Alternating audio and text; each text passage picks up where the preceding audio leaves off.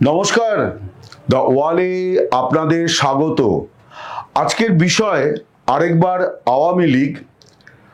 যে বিষয়টি নিয়ে আমি আলোচনা করছি সেটা এই মুহূর্তে বাংলাদেশে বিশেষ করে প্রশাসনের কাছে একটা তুমুল চিন্তার বিষয়। প্রধান উপদেষ্টা মোহাম্মদ ইউনূস রবিবার তিনি একটি গুরুত্বপূর্ণ বৈঠক করেছেন নিরাপত্তা আধিকারিকদের সঙ্গে। সেই বৈঠকে তিনি অনেকগুলি বিষয় আলোচনা করেছেন।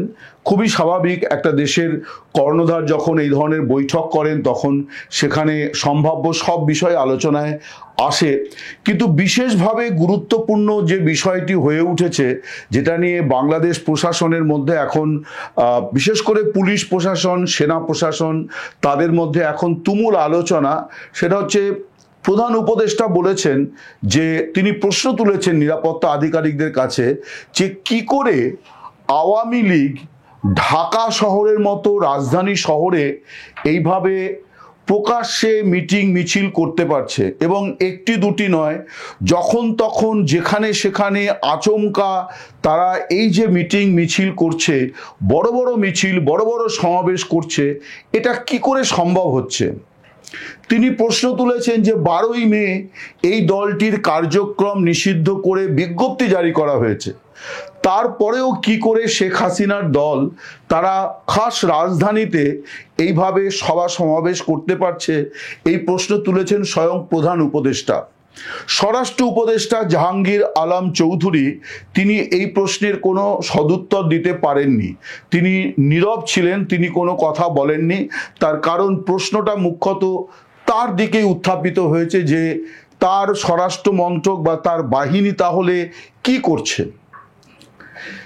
কোন পরিস্থিতিতে প্রধান উপদেষ্টা মোহাম্মদ ইউনূস এই কথাটি বলেছেন সেটা আমি খানিকটা এখন ব্যাখ্যা করি।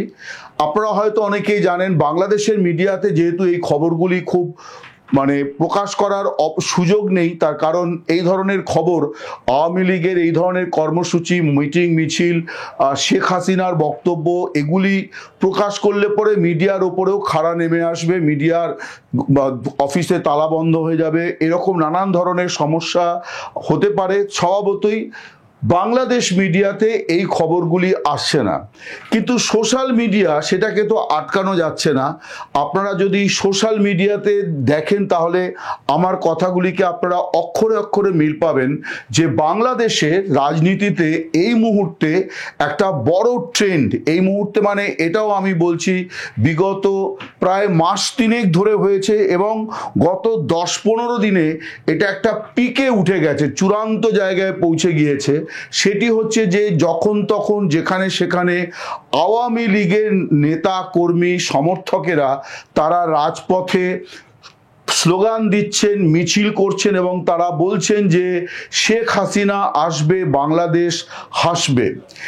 এই যে বিষয়গুলি, এই বিষয়গুলি এই জন্যে গুরুত্বপূর্ণ যে শেখ হাসিনা এবং তার দলের প্রথম সারির নেতারা প্রায় কেউই দেশে নেই। যারা দেশে আছেন তারাও আত্মগোপনে আছেন, এলাকায় নেই, বাড়িতে থাকতে পারছেন না। এবং শুধু নেতা নন, সাধারণ কর্মী সমর্থক যাদেরই গায়ে আওয়ামী লীগের ট্যাগ আছে বা যারা পরিচিত আওয়ামী লীগের মুখ, তারা কেউই কিন্তু এলাকায় নেই। তারপরেও একটি দল যে এইভাবে রাজধানী শহরে আচমকা হঠাৎ যেখানে সেখানে বাজারে, এবং এই যে গেরিলা কৌশল তারা নিয়েছে, এই গেরিলা কৌশলটাও কিন্তু দেখবার মতন। অর্থাৎ আপনি কোনো বাজারে বা হাটে বা কোনো জায়গাতে বা কোনো স্টেশন বা বাস স্ট্যান্ডের সামনে দাঁড়িয়ে আছেন, আপনার পাশে 4-5 জন দাঁড়িয়ে আছে, হঠাৎ করে দেখলেন যে তাদের মধ্য থেকে 3-4 জন দৌড় শুরু করলেন এবং বললেন শেখ হাসিনা জিন্দাবাদ, শেখ হাসিনা আসবে, বাংলাদেশ হাসবে। হঠাৎ করে আপনি দেখলেন যে আপনার পাশে যে লোকেরা দাঁড়িয়ে ছিল, আর 5 জন বাস যাত্রী বা আর 5 জন রেল যাত্রীর মতন বা বাজার করতে এসছেন, তারা হঠাৎ করে এই ধরনের মিছিল করলেন। বাংলাদেশের রাজনীতিতে এই ধরনের রাজনৈতিক কর্মসূচির কোনো ইতিহাস অতীতে নেই। এইভাবে কখনো কোনো দল এই ধরনের কর্মসূচি পালন করেনি যেখানে দিশেহারা অবস্থা প্রশাসনের। পুলিশ প্রশাসন বুঝতেই পারছে না যে কখন কোথা থেকে আওয়ামী লীগের লোকেরা রাজপথে নেমে আসবে। আমি যতদূর যা জানি, আমি ঢাকায় এবং এখানেও বিভিন্ন স্তরে আওয়ামী লীগের নেতা কর্মীদের সঙ্গে কথাবার্তা বলে যতটুকু যা বুঝেছি, তাতে শেখ হাসিনা দলকে যে নির্দেশ দিয়েছেন সেটা হচ্ছে অকুপাই ঢাকা, অর্থাৎ ঢাকা দখল করো। এবং আওয়ামী লীগ তারা শপথ নিয়েছে, তারা প্রতিজ্ঞা করেছে যে ঢাকা তারা দখল করবে এবং ঢাকা দখল করার পর সেখানে গিয়ে অবতীর্ণ হবেন শেখ হাসিনা।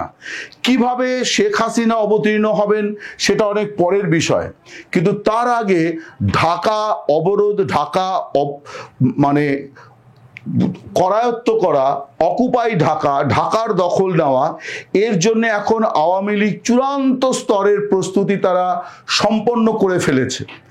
এখন তাদের নেতারা বলছেন যে এখন যে কোনো দিন তারা শুধু একটা অনুকূল কতগুলি পরিস্থিতির জন্য অপেক্ষা করছেন, তারপরে কিন্তু যে কোনো সময় ঢাকার কোনো শাহবাগ ময়দান কি অন্য কোনো ময়দান বা কোনো বড় রাস্তা আওয়ামী লীগ দখল নেবে। এবং তাদের কৌশল হচ্ছে যে আসুক সেনাবাহিনী, আসুক পুলিশ, আসুক সেনাবাহিনীর ট্যাঙ্ক, তারা গুলি চালিয়ে আমাদের মারুক, আমরা মরতে প্রস্তুত। এইটা আমি বাংলাদেশের যে নেতারা যে ঢাকায় এবং অন্যত্র আছেন আওয়ামী লীগের নেতারা, তাদের সঙ্গে কথা বলে যেটা বুঝেছি যে এইভাবে তারা দলকে প্রস্তুত করেছেন। এবং এর পেছনে শেখ হাসিনার যে অবদানটি সেটিও কিন্তু অনন্য এবং এটারও কোনো দৃষ্টান্ত বা নজির নেই। সেটি আমি এর আগে অনেকগুলি ভিডিওতে আপনাদেরকে বলেও ছিলাম যে ভার্চুয়াল মাধ্যমে আজকাল অনেকেই যোগাযোগ রক্ষা করেন, এমনকি রাজনীতিও করেন। বাংলাদেশেই তারেক জিয়া প্রায় 15 বছর হয়ে গেল তিনি কিন্তু লন্ডনে বসে রাজনীতি করছেন, কিন্তু তিনি যেটা করেন সেটা হচ্ছে যে দলের সমাবেশে তার বড় পর্দায় তিনি ভাষণ দেন। অন্যদিকে শেখ হাসিনা 5 আগস্টের পর তিনি যে দিল্লিতে চলে এসছেন, এক মুহূর্ত তার কোনো অবকাশ নেই। তিনি প্রতিদিন 3 থেকে 4টি হোয়াটসঅ্যাপ বা টেলিগ্রাম গ্রুপে তিনি কথা বলেন, ঘন্টার পর ঘন্টা কথা বলেন। এবং দায়মুক্তি বলে যে অনুষ্ঠানটি আওয়ামী লীগের ফেসবুক পেজে প্রচারিত হচ্ছে, সেখানে তিনি কথা বলছেন 5 আগস্টের আগে পরে আওয়ামী লীগের যে নেতা কর্মীরা নিহত হয়েছেন, গুরুতর আহত হয়েছেন, তাদের পরিবারের সদস্যদের সঙ্গে তিনি তাদের দুর্দশার কথা শুনছেন এবং তিনি তাদের নানান ধরনের পরামর্শ দিচ্ছেন, তিনি তাদের আশ্বাস দিচ্ছেন, সান্ত্বনা দিচ্ছেন এবং সবাইকেই বলছেন যে সবচেয়ে বড় সান্ত্বনা আপনাদের জন্য আমি স্বয়ং। তার কারণ আমার বাবা মা সহ পরিবারের সবাইকে এই বাংলাদেশে, অর্থাৎ শেখ মুজিবুর রহমানের যে সপরিবারে নিহত হওয়ার ঘটনা, সেই ঘটনা শেখ হাসিনা সবাইকে স্মরণ করিয়ে দিচ্ছেন। এবং আমি যতদূর যা জানি যে বাংলাদেশের আওয়ামী লীগের যে যত সাংগঠনিক জেলা আছে, প্রতিটি জেলা নেতৃত্বের সঙ্গে শেখ হাসিনা ইতিমধ্যেই তার আনুষ্ঠানিক বৈঠক, ভার্চুয়াল বৈঠক শেষ। তিনি একেবারে প্রত্যন্ত গ্রামের কর্মীর সঙ্গেও কথা বলছেন এবং সরাসরি তার মুখ থেকে দেশের পরিস্থিতি, দেশের সমস্যা শুনছেন এবং সঙ্গে সঙ্গে তিনি তাদের পরামর্শ দিচ্ছেন। এই যে 1 বছর ধরে তিনি এই যে কাজটি করেছেন, তারই প্রতিফলন কিন্তু এখন ঢাকার রাজপথে হতে শুরু করেছে। অর্থাৎ তিনি যেভাবে তাদের প্রেরণা দিয়েছেন, উৎসাহ জুগিয়েছেন যে আমাদেরকে ঘুরে দাঁড়াতে হবে। এবং এই মুহূর্তে আওয়ামী লীগের কাছে 1 নম্বর স্লোগান যেটা আগামী দিনে তারা খুব বড় আকারে আনতে চলেছে, সেটিও আমি আপনাদেরকে আজই বলে দিই। সেটি হচ্ছে সেভ বাংলাদেশ, বাংলাদেশ বাঁচাও। এইটা হতে যাচ্ছে আওয়ামী লীগের আগামী দিনের খুব বড় করে তারা এই স্লোগানকে নিয়ে ময়দানে নামবে। কারণ তারা মনে করছে যে বাংলাদেশ বাঁচাও এই স্লোগানের মধ্য দিয়েই আওয়ামী লীগের পুনরুত্থান, শেখ হাসিনার আবার রাজনীতিতে, দেশের মাটিতে প্রত্যাবর্তন, এমনকি প্রধানমন্ত্রী পদে ফিরে আসা, এই সবগুলোই আওয়ামী লীগের কর্মসূচির মধ্যে আছে, তাদের পরিকল্পনার মধ্যে আছে। যে কারণে তারা এখন যে ঝটিকা মিছিলগুলি করছে, এগুলি কিন্তু আসলে খুব বড় ধরনের একটা জমায়েত, একটা কর্মসূচির কতগুলি প্রস্তুতি, যা আমি জানতে পেরেছি। আমি সেটাই বলছি যে মূল বিষয়টি কিন্তু হচ্ছে অকুপাই ঢাকা, অর্থাৎ রাজধানী ঢাকা আওয়ামী লীগ যে কোনো মূল্যে যে কোনো দিন যে কোনো মুহূর্তে তারা মানে দখল নিয়ে নেওয়ার মতো অবস্থায় তারা মানে পৌঁছে গিয়েছে। এইটা নেতারা একান্তে তারা বলছেন যে আমরা এখন সেই জায়গায় পৌঁছে গিয়েছি। এবং সম্ভবত গোয়েন্দা সূত্র থেকে মোহাম্মদ ইউনূস তিনি ওই বিষয়টি জানতে পেরেছেন।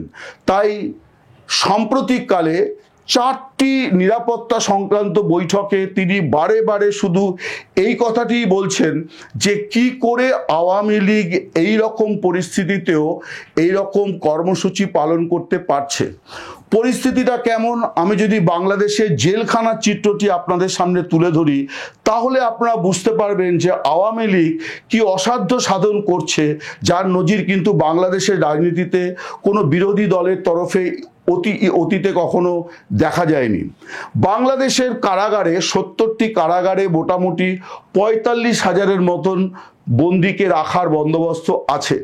কিন্তু গত বছর 5 আগস্টের পর থেকে পরবর্তী 10 মাসের যে বিভিন্ন পুলিশ ডাইরেক্টরেটের তথ্য থেকে জানা যাচ্ছে যে প্রায় 3,75,000 মানুষকে তারা পুলিশ গ্রেপ্তার করেছে এবং এর বড় অংশকে তারা বিভিন্ন কারাগারে আটকে রেখেছে, তাদের জামিন হচ্ছে না দিনের পর দিন।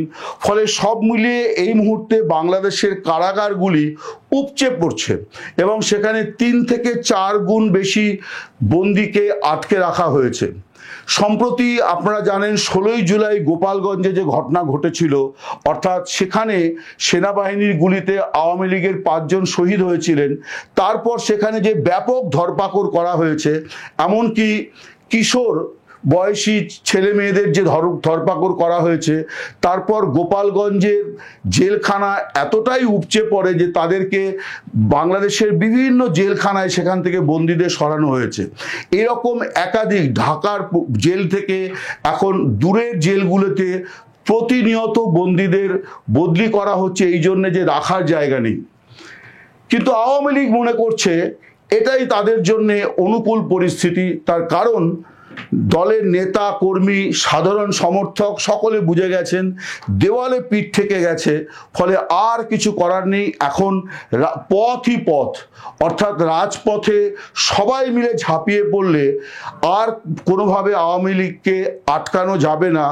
এই প্রত্যাশা থেকেই তারা কিন্তু এই ঝটিকা সফর, এই ঝটিকা মিছিল শুরু করেছে এবং যে কোনো দিন কয়েক লাখ মানুষের জমায়েত ঢাকার কোনো ময়দানে কোনো বড় রাস্তায় হয়ে যাওয়া অসম্ভব নয়।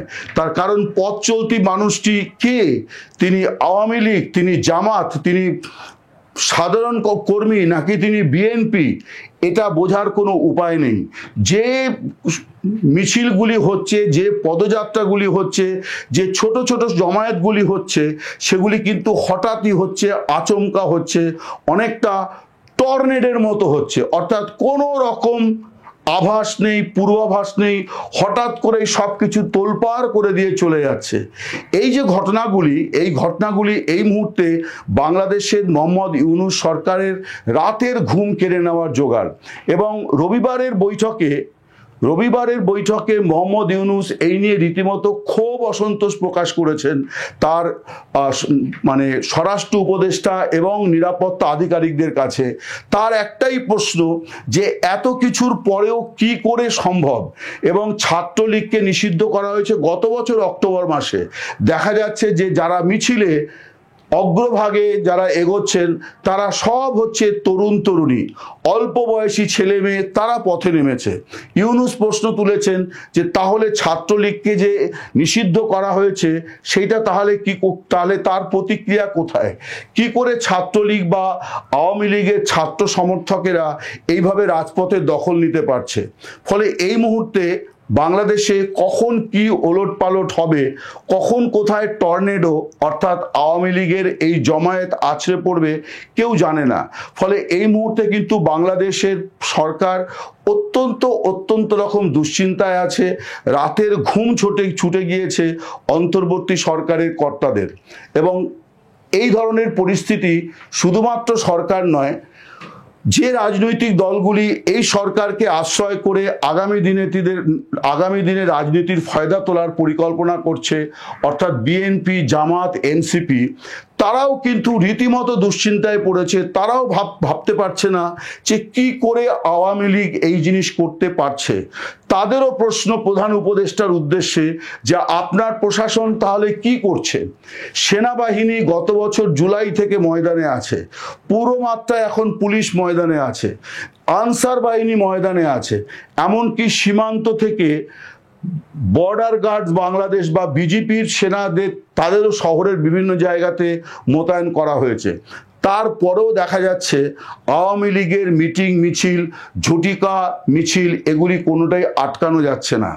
স্বভাবতই এমন প্রশ্ন, এমন শঙ্কাও দেখা দিচ্ছে যে প্রশাসনেরই কি একাংশ আওয়ামী লীগের আবার পুনরাবির্ভাবে কোনোভাবে কাজ করছে?